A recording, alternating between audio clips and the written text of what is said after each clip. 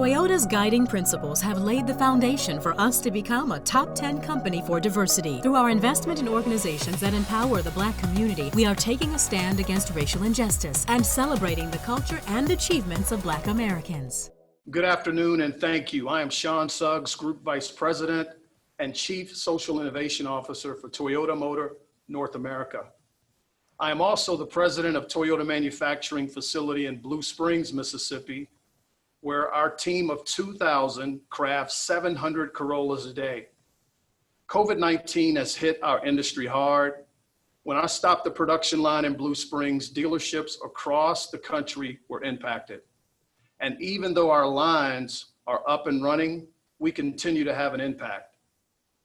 It has accelerated change, and our dealers have done an amazing job to adapt while continuing to serve the community. For instance, our Toyota Lexus Minority Owner Dealership Association provided food boxes, distributions for dealers across the country. At Toyota Greensboro, North Carolina, dealers put up free Wi-Fi in the parking lots so that local students could log on and continue learning. And our dealership in Texas provided free grocery deliveries so residents in the area could continue providing meals for their families without risking a trip to the store. This represents just a fraction of how our dealers have stepped up to serve. And while we are proud of those efforts, I think we should be equally proud of the work they've done to save jobs. For example, Toyota Financial Savings Bank, which gained early approval to be an SBA PPP eligible lender, stepped up to help Toyota and Lexus dealers. In fact, at the height of the crisis, 26% of our bank assets were dedicated to administrating PPP loans. We estimate that our loans have positively impacted 5,000 employees of our minority-owned dealerships alone. The members of Congress on this Zoom call and their staff were up all hours of the night to make this program available, and it keeps going. We thank you for your strong support and continuing small business recovery and the PPP Act. But challenges remain, particularly in communities of color. So today I am pleased to bring to the Congressional Black Caucus Foundation Annual Legislation Conference a discussion of the state of minority dealers and the effect of COVID, hosted by the National Association of Minority Automotive Dealers, or NAMAD. Together with the Toyota Lexus Minority Owner Dealership Association, Toyota has the privilege to work alongside NAMAD and its mission to advocate for diversity and inclusion and the advancement of minorities in the automotive industry. With that, I would like to yield the floor to Damon Lester, President of NAMAD. Thank you. Thanks, Sean, for the opening remarks. And as Sean just mentioned, welcome to our session, The State of Minority Automobile Dealers and the Effect of COVID-19 on the Auto Industry. Today, our panelists will be, or are, Marc Bland, Chief Diversity Officer with IHS Markit, Steve Ewing, owner of Wade Ford in the Atlanta, Georgia area, and also owner Damian Mills of the Mills Automotive Group. So fellas, thank you guys for joining this panel today. This is an unusual situation we're in. Normally we'll be in Washington, D.C. and conducting this thing face-to-face and enjoying the camaraderie of all of our peers and colleagues in the industry as well as other industries. But today we're going to talk about the auto industry. And so Marc, we're going to get started with you. So Marc, you and IHS Markit have provided our industry with data. Data that helps us to form our business case for diversity and also helps us form our case to present the buying power of minorities, particularly African Americans who purchase all new cars and trucks. So Marc, can you share with us from a data standpoint, how is the consumer buying power reflective in the US for minorities? So U.S. minorities, let me first define minorities for this panel and for this session. Today, since we're talking about the Congressional Black Caucus, of course, we'll be focused on and including African Americans. But when the auto industry looks at minorities, they look at the big three: African Americans, Asians, and Hispanics. And if we're talking about the NAMAD platform, the protected classes in the United States include those three: African Americans, Asians, Hispanics, as well as Native Americans. So when you look at those groups combined, they represent about 1/3 of all new vehicle sales in the US. To be exact, that's about 30%, but if we round up, it's 30, about a third. That's pretty powerful when you think of 1 out of 3 of anything. And so I think this panel is great. I'm glad we're doing it, and we're not allowing COVID to stop the conversation, because the conversation is much needed right now. It's somewhat, and I'm gonna say this is somewhat embarrassing, that we have to talk about doing things special for people that have been in this country for years and will continue to be here. But African Americans, their colleagues, and Hispanics and Asians, somewhat walk to the beat of a different drum than Caucasians. And it's time for the auto industry and other industries to realize that and approach us respectively. So Steve Ewing, your dealership is located in the Atlanta, Georgia area. What impact has COVID-19 had on your operations, if any? And I know we, as at NAMAD, we were advocating and pushing hard for the PPP loan program to provide assistance for all of our dealers. Did it work for you, and what challenges did you see going through that process? Well, thanks, Damon. I appreciate the opportunity to speak on this panel.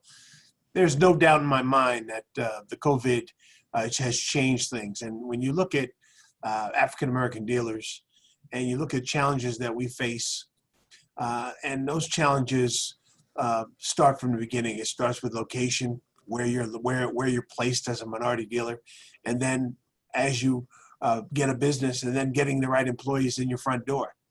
And those challenges. So now you have a virus that has come here and has affected different communities. And for me in Atlanta specifically, the COVID virus has we've gone through kind of waves, I'll call it, where our business, initially in our area, there was a shelter-in-place order by the governor. And essential businesses, which we were deemed an essential business, we were allowed to stay open. But during that, most of the consumers decided to follow that direction by the governor and stay in place, which meant that we had to readjust our business.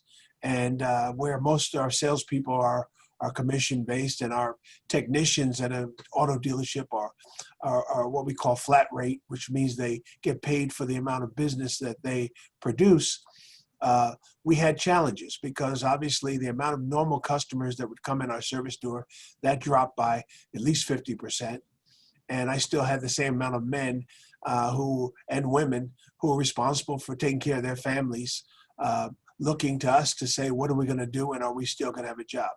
We were blessed enough to follow your direction and the direction to get early on in the curve to apply for the PPP support.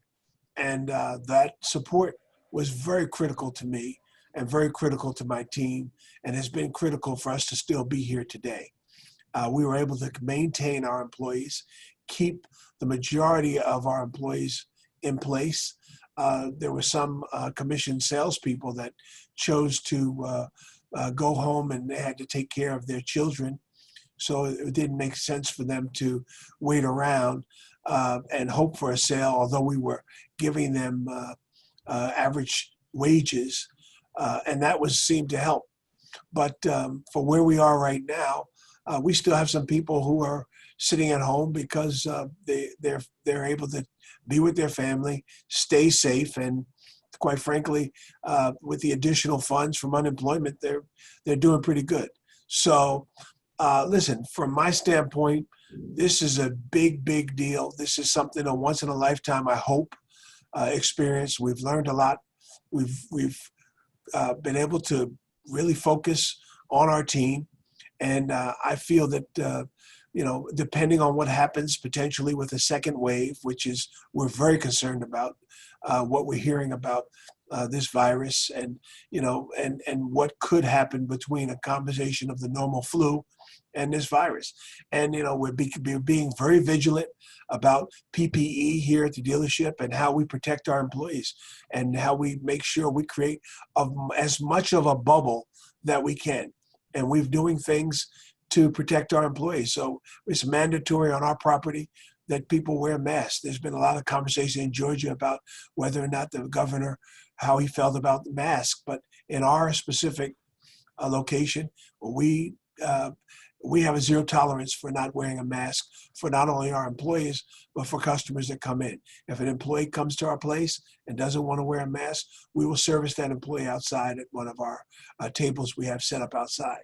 But we are doing everything we can. We check temperatures and do things to create and keep our employees safe. So with that in mind, that's where we kind of are at this particular time.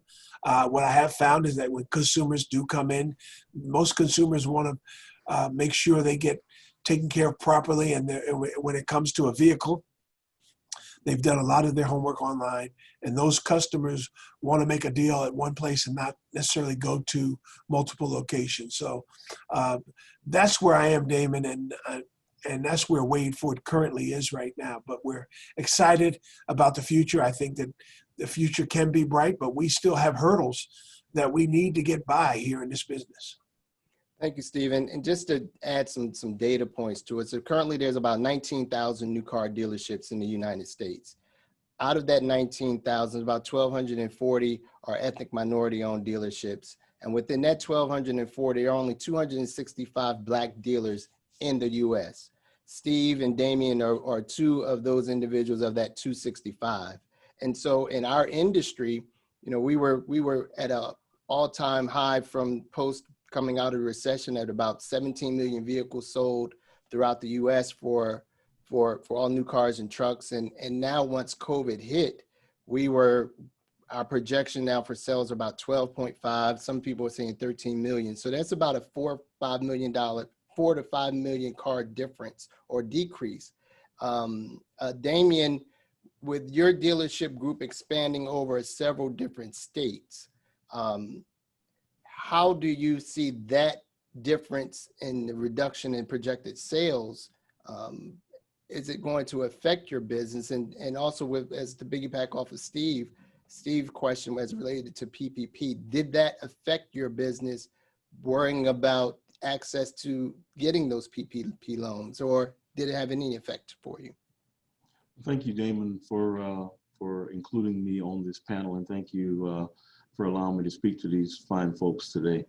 To be quite candid with you, yes, the PPP was very beneficial for my group, as well as the almost 600 employees that we have across the 11 dealerships in 3 states that we occupy. However, I do think that there is a great concern amongst myself as well as the other African-American dealers that when you sit back and you look at the lion's share of a total of 19,000 dealerships, and less than 265 today are owned by African-Americans. That and that number is down almost over 50% from the recession of 08 and 09. It's a state of emergency as it relates to these small businesses. These small businesses are in most cases in our communities, and in most cases employ a lot of folks that look like us to very well-paying jobs across various different positions. And when the greater market gets a cold, African-American and minority dealerships catch the flu. So needless to say, COVID not only has affected and impacted how many, anything directly relating to affecting the employment base in our communities, anything effectively affecting the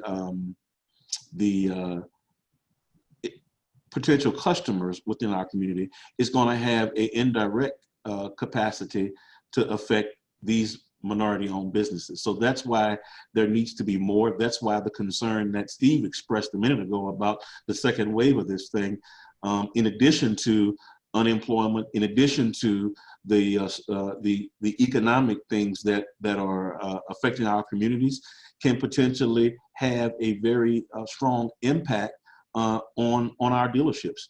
In addition to that, the access to capital, in order for us to not only bridge the gap between today and tomorrow, has been somewhat of a struggle within our businesses. It's amazing how there is a lot of liquidity within the system as it relates to what's being said on Wall Street, but that liquidity doesn't seem to flow from one side of the tracks to the other side of the tracks. These businesses survive based on cash and or capital. And the PPP did good for the 65 days that it was designed to do, but we're well beyond that point right now.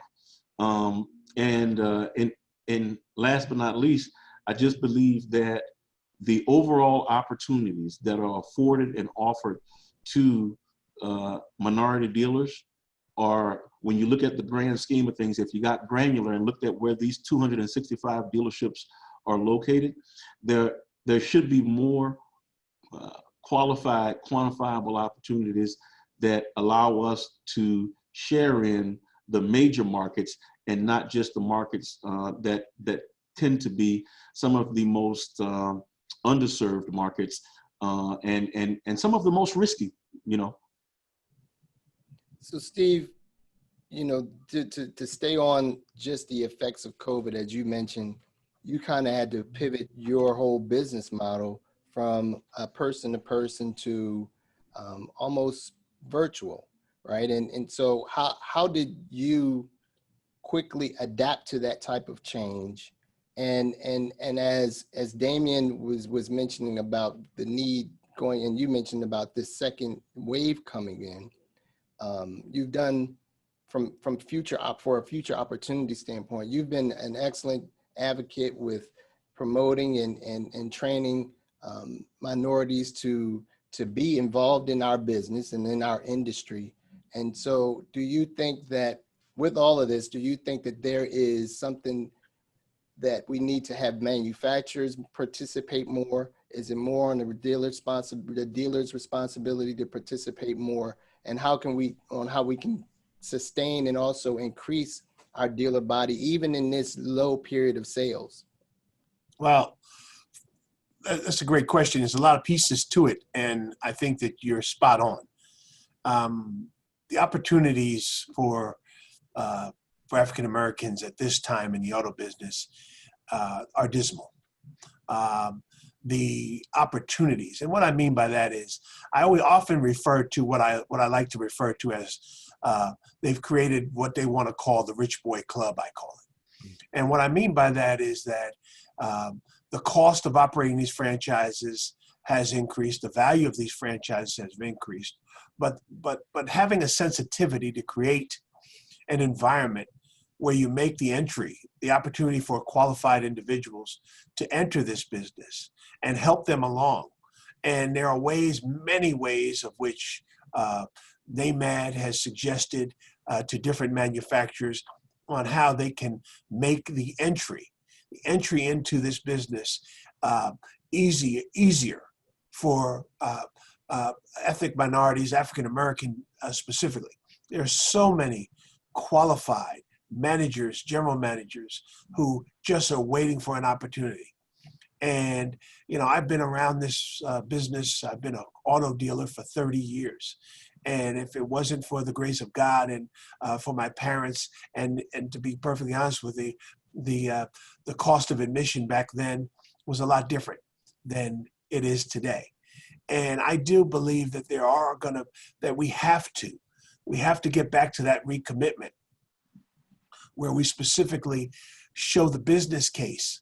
And it's real interesting to listen to Marc. I could listen to Marc all day long because Marc deals in data, and Marc's data is real. You can't fight data. And when Marc speaks in a room, when he's speaking to the different manufacturers, his numbers cannot be debated. And we can make the business case, but finding somebody and finding manufacturers that have the will to say, we're so committed that we're going to figure out a way to make sure that there are true opportunities for African American dealers out here in this country. You know, we can. I think Damian said, you know, we get a call. Some people get a sneeze, and other people get pneumonia.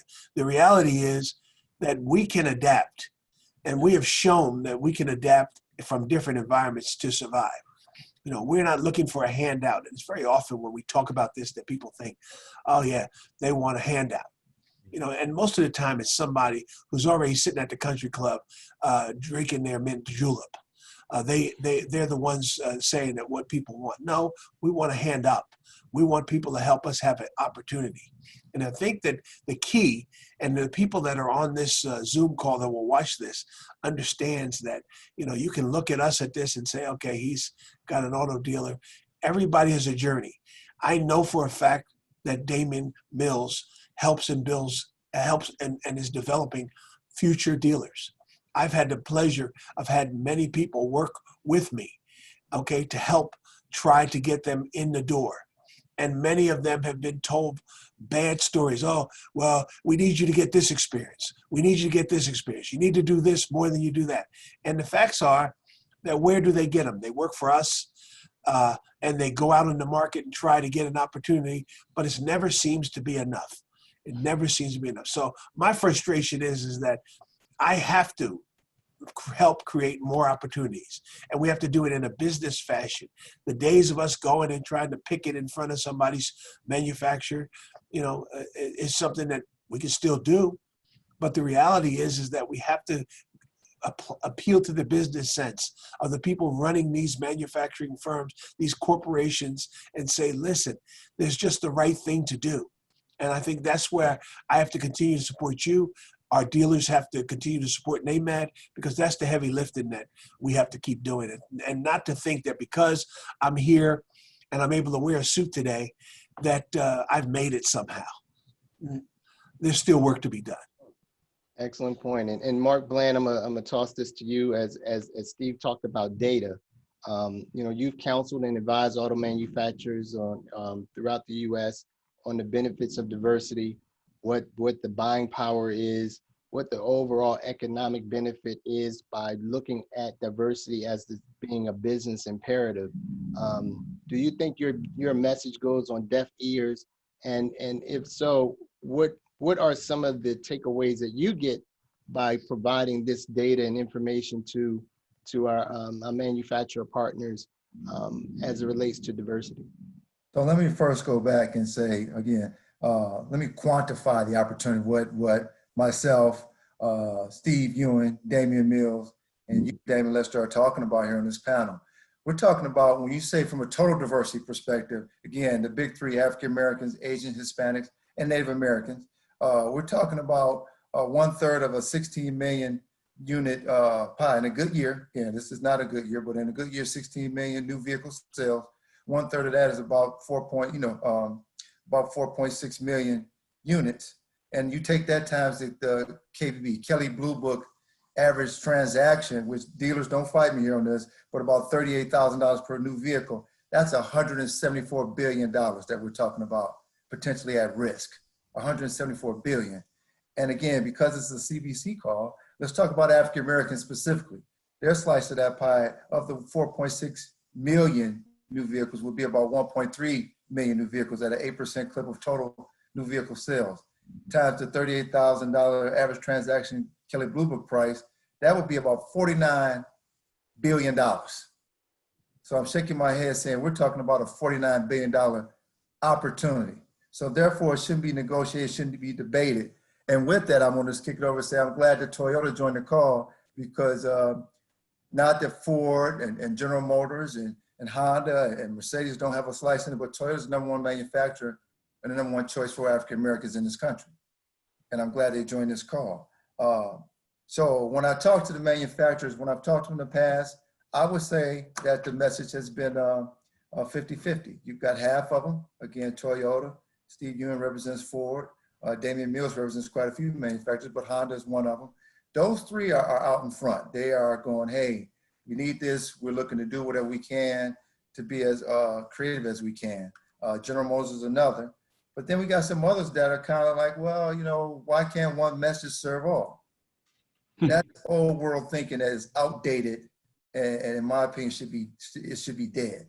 COVID-19, bring it to the now. COVID-19, I would just use the term over-indexed in its detriment to Blacks and other minorities. There are cities, big cities, my hometown here in Detroit, Atlanta, Philadelphia, New Jersey, and others, where not 50%, but over 70% of those impacted by COVID were Black. And also, I think at some point in a couple of cities like Detroit and New York, like 75% of the fatalities were Blacks.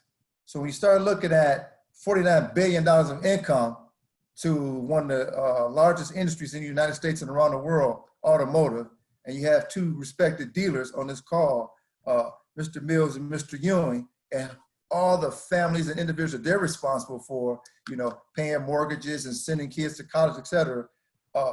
Auto manufacturers need to step up and listen and figure out what can we do to combat this COVID situation, the fatalities and the setbacks on one community that represents $49 billion. And then on top of that, with the George Floyd situation, social injustice is it is now the new norm. And when you start talking about a big group of that $49 billion are these millennials and this Generation X, which I'm just throwing my hands up going, whoa. They are pulling back the covers on everything. When they go to buy a Ford from Mr., before they go to buy a Ford, or before they go to buy a Honda from Damian or his other brands, or a Toyota, they are looking not at the bottom, they want to look straight at the top. Who are the CEOs? Who's the COO? Who's the CFO? What does the board look like? So I say that to say that moving forward to a solution, when these auto manufacturers start talking about making changes, you can't just plug an African-American into a low-level position and think that that's going to fix things. These young people, these potential new car buyers are looking at the top. They don't know who the chairman is. Does the chairman look like me? Does the board look like me, et cetera? So some of the things they're going to have to do is now, it can't be, I think as Steve said, and Damian mentioned as well, it can't be a sometime kind of thing.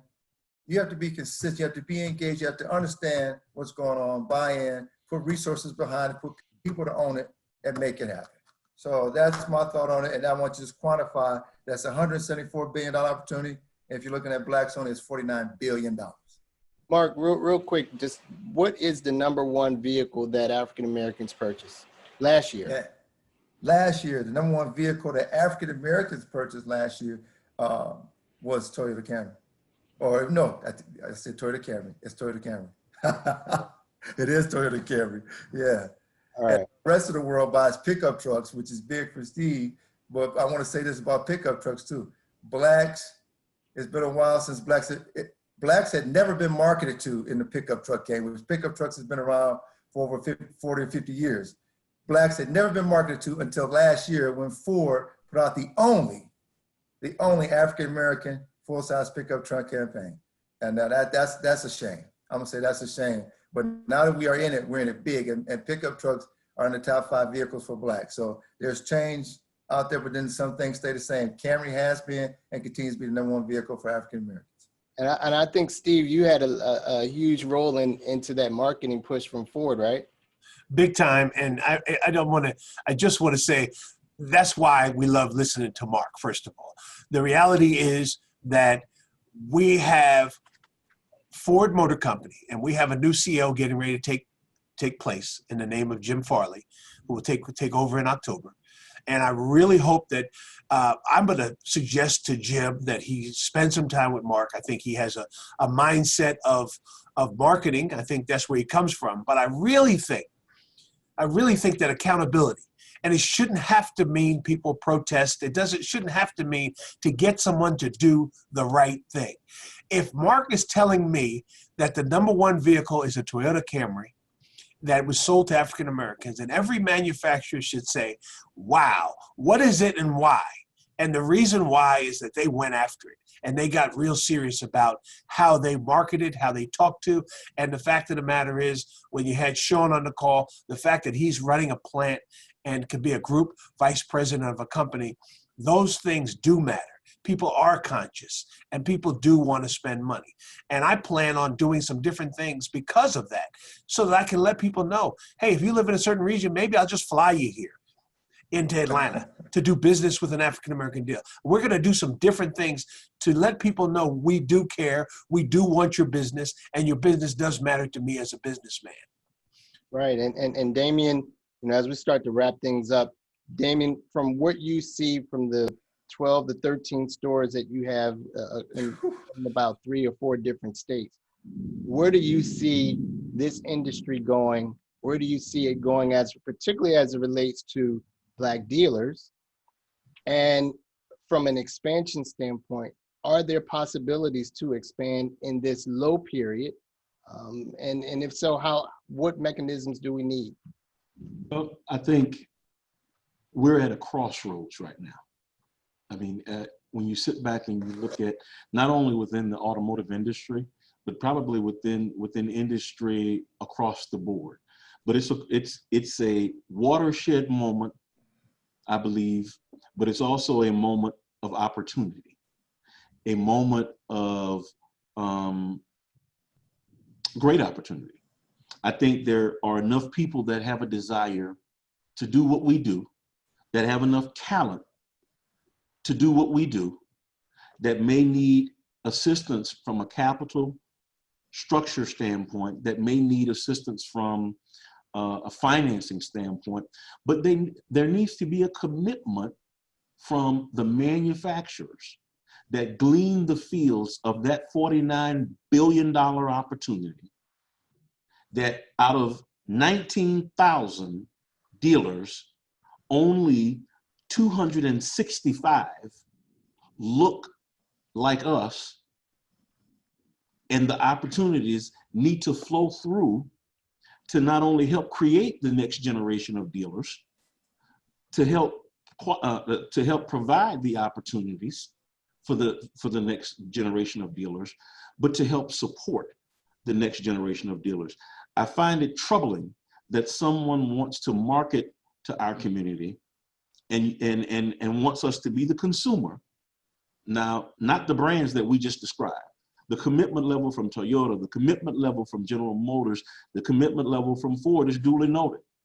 But when you sit back and you look at all the other manufacturers that benefit in that $49 billion opportunity, they should be held accountable.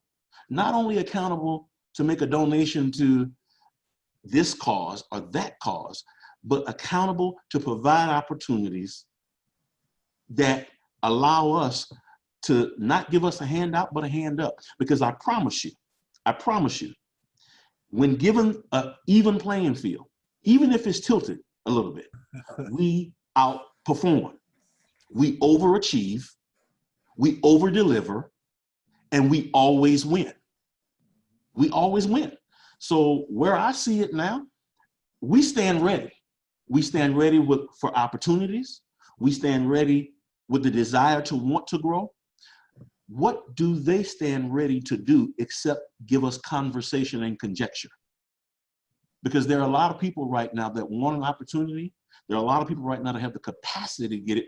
And for the first time, the entry point, even though it's been really high, has come down to some degree based on the fact that the throughput has gone from a number that Marc described at 16 million to 12 million. That affects the value, but we need the same banks that the Congressional Black Caucus supported in 08 and 09 to support us, the same OEMs that you voted to support us as well. And not support us at just the low level, support us with the opportunities to create real change, create real wealth, and real opportunities within our communities. Well said, and I'm going to add a couple data points to what you said, Damian. Is as a fact, there are 0 Black Land Rover dealers in the country. And there's more Land Rovers in your neighborhood. No, I'm just kidding. Right. 0 Black. And Marc, I'm gonna go jump to you from a data standpoint, I know time is coming up.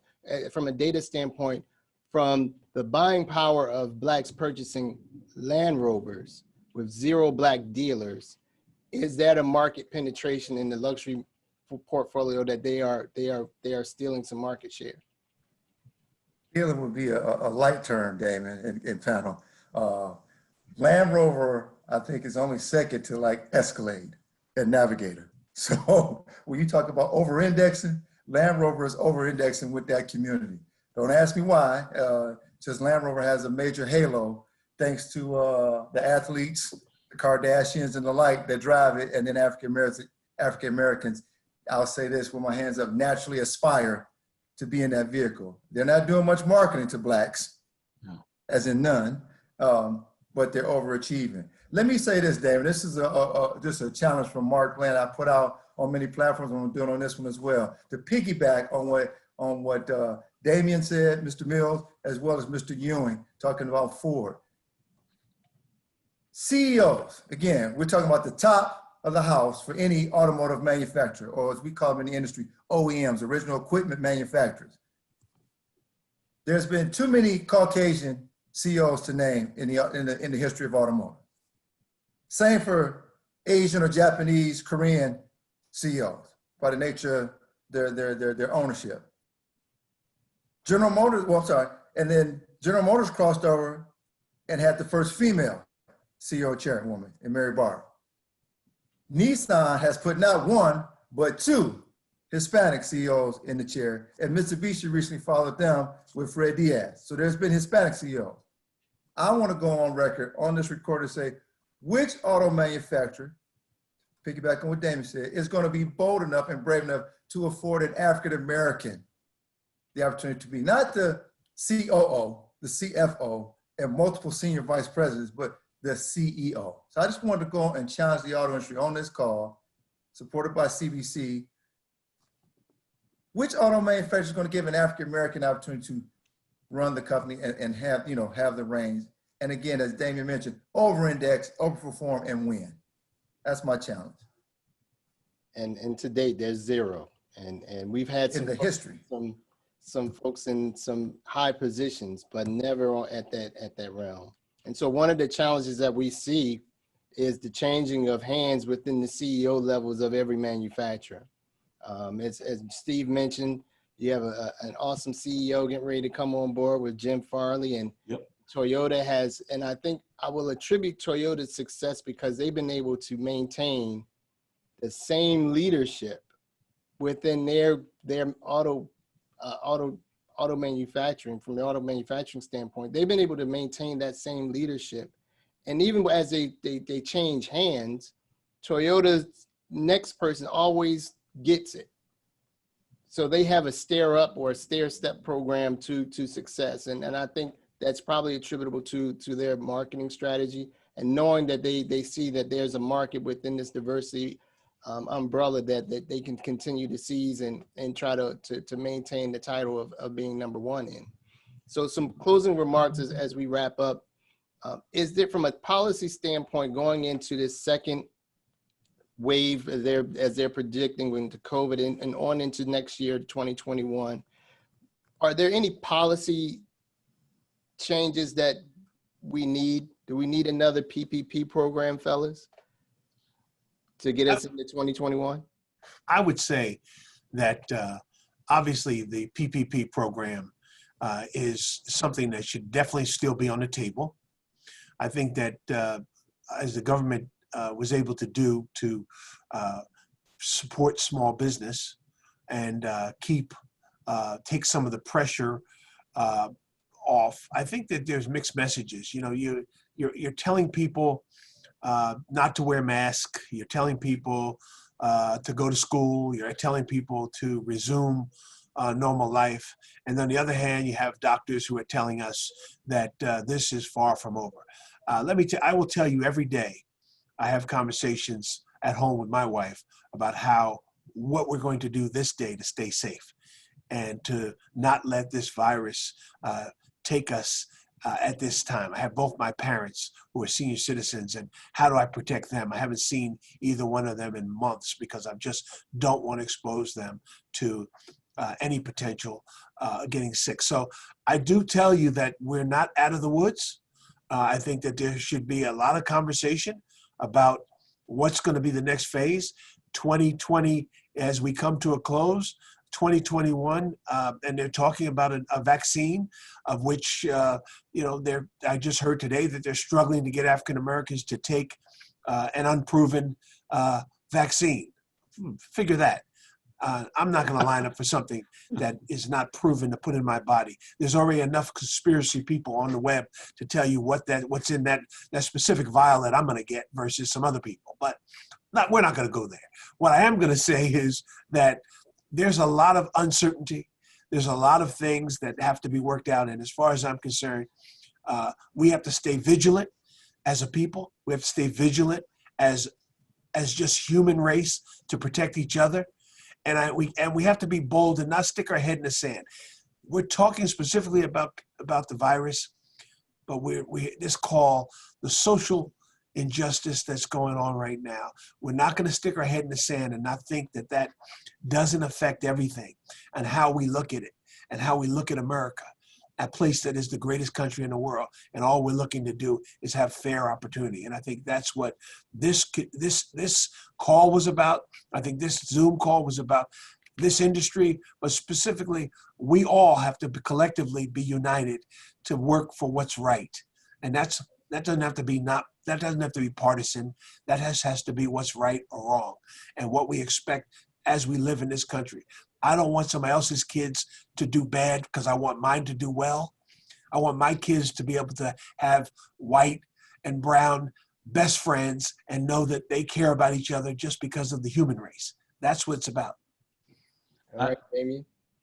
I believe there needs to be an expansion of the PPP program because of the potential second wave.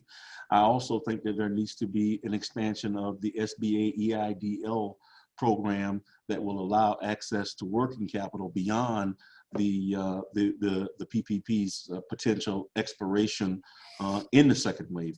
Both of those things are critical bridges that will allow small businesses to not only weather the immediate storm, but have long-term access to capital at competitive interest rates on competitive terms that add to survivability. Yes. I agree. 100% correct, fellas. And I would add to it that with the unemployment rate still at an all-time high, going into 2021, I think we will still see some challenges as our SAR or our seasonal annual car sales will still be within that 12 million range. So cash and access to capital is key, and also the forgiveness and the forgivability of that capital Critical. is even more critical for us. And so with that, fellas, I need to wrap up. I want to thank you all, Damian, Steve, Mark, Thank you for participating with us on today on this Zoom virtual convention workshop. And for everyone that's watching, thank you. Support NAMAD. You can visit and find a minority dealer, www.namad.org. You can also find Mills Automotive Group and WadeFord.com, I believe. Sorry, Steve, I believe, right? WadeFord.com. So again, thank you guys for joining us this evening. Have a good day. God bless. God bless.